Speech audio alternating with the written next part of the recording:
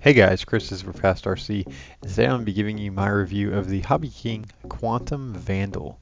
This is a 1/10 scale electric four-wheel drive buggy that they offer on their website as a kit, almost ready to run or ready to run buggy. I got the kit version, which requires, of course, your own radio and ESC and motor plus battery. And it's a pretty good looking buggy. It had been on my radar for a long time. I mean, I've been looking at it here. You get all steel turnbuckles and strong links. Everything looks pretty good in the pictures and everything. Steel CVDs, threaded shocks. It all looks pretty good on paper. So went ahead and ordered it up. Got it for about $65 as the kit version. It comes with these, I guess, HPI Baja-esque design tires that really are designed for a two-wheel drive. But for whatever reason, they put them on a four-wheel drive, and the body looks pretty good as well. And it's not a bad car per se. I'm going to start with the positives on this thing. And one of the main things I really noticed with the car is that it must be designed with the beginner in mind, because all of the plastics on this car are really, really forgiving and really flexible. I really didn't suffer any breakages except for one, which would be the wing mount. It must have landed upside down or something. I didn't notice it till the end of the run because, frankly, the wing stayed on, so it was just one of the mounts. So, one thing I do want to say though, if you are buying the kit version of this car, I'm not sure how fast the almost ready to run or ready to run variant is, but this car really needs some legs. I stuck a 10.5 motor in here and it really just had trouble clearing the jumps.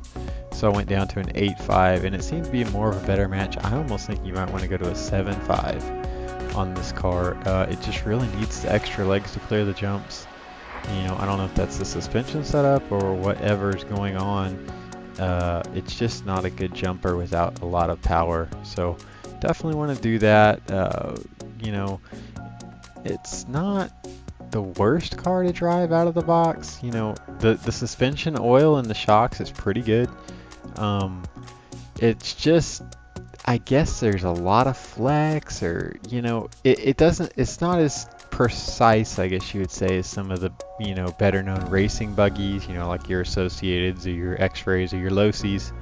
The Hot Waddies D413. But that's not even, this car really isn't in the same class as those kind of cars. It is a four-wheel drive 10 scale buggy, but it's not a race buggy. In any stretch of the imagination, it is meant to be a good first RC, or something to just play around with. It's not meant to be very precise, and I guess that's why I really didn't like the car. I was expecting it, it's a 10 scale four-wheel drive buggy, to be very precise, and this car just isn't. It's got a lot of flex. It's very forgiving. If you had like a B44, some of these jumps I'd land on these, I'd soft front arms off, but this car took them in stride. So yeah, just like that. So no big deal in the durability of the platform. It's just the platform isn't very precise, and I think this is the same platform as, like, I think Integy maybe makes the same basic car, same basic OEM on the chassis, so it's out there. Parts availability seems to be pretty good, especially from Hobby King themselves. They've pretty much got everything for this guy, so if you're worried about part supports, it's really a non-issue. This one's been out there for a while, and it's pretty durable. So I'm going to go ahead and move on to something else about the car that, it's a good quality of the car. The tires are okay. When I say okay, they're soft, but they're not sticky, and the tread pattern on the front tires is just self-defeating. It's really almost like a ribbed design, and that's just kind of weird on a four-wheel drive car. If you look at them here, they're okay, but they're just not going to give you a lot of good forward traction. There's those shocks. If you can see, I try to get the oil to show you how fast they down.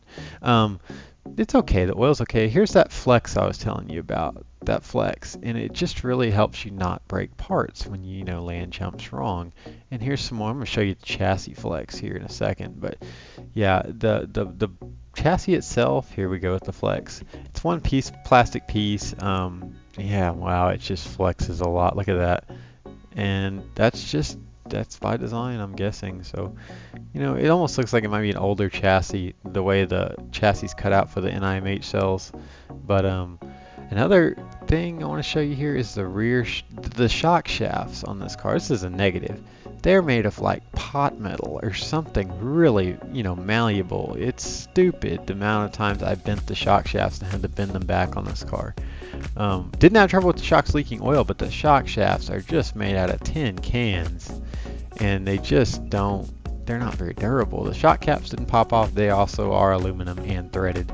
But back to the car itself. I'm going to start going off on the negatives now. The body shell on this thing is so low. It's so low cut. I struggled to get my electronics under that body shell. That was one of the major annoyances with this car, is just the amount of room you don't have to, route your wires, run an ESC, and the motor and your radio and everything. Just very, very limiting factor there. Just forget about running anything other than 2S in this car. It just can't hold it. It just can't. But other than that, as far as the negatives go, I didn't bend any dog bones, nothing broke, didn't break any gears, strip any gears. I do want to tell you about one little snafu. It's not, I guess, made out of the box with censored motors in mind, because the orientation of the differentials is backwards to a normal censored motor operation. So say in my case I'm running a censored Trackstar, well, you can't change the motor rotation on the Trackstar Turbo ESC. So it would run in reverse, and I had to sit there and think for a minute, what can I do? Well, I took the diffs apart, diff cases, and just flipped the diffs around. Flip the front, flip the back, opposite directions of each other, and put it back together, and that of course changed the direction.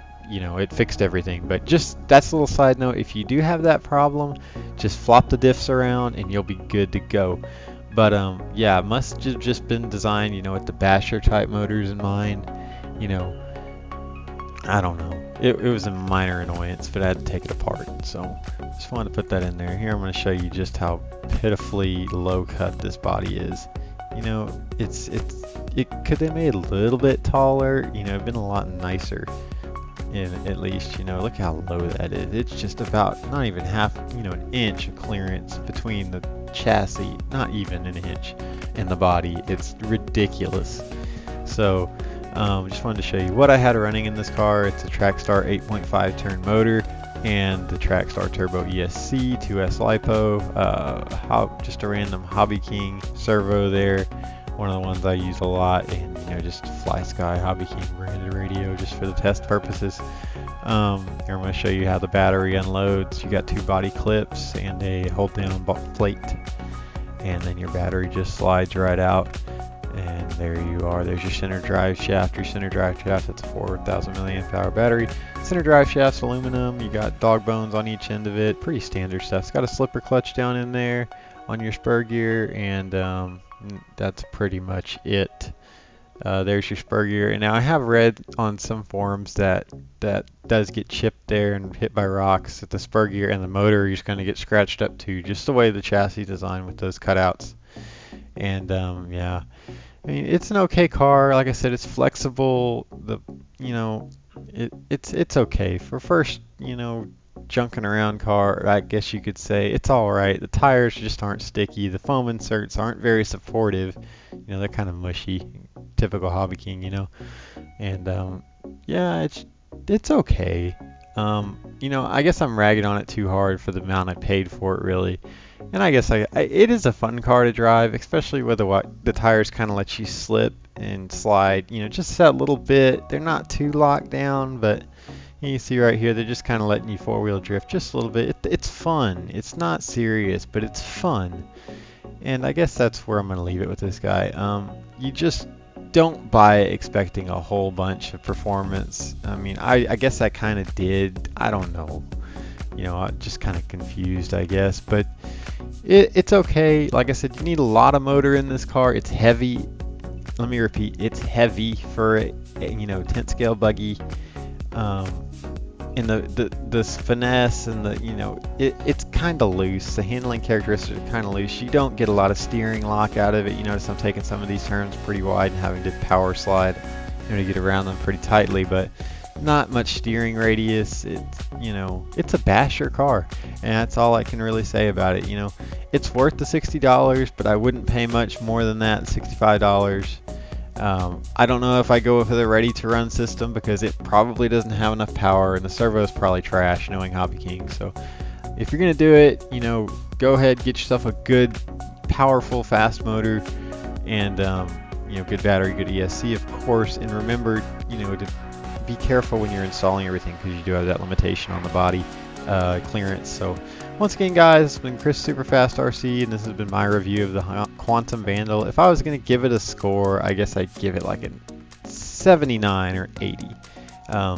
It's just, there's just the fun factors there, but it's just not over the top. So once again, guys, I'm going to leave it here. This has been the Hobby King Quantum Vandal, and this has been Chris with Superfast RC, and we'll see you in the next one.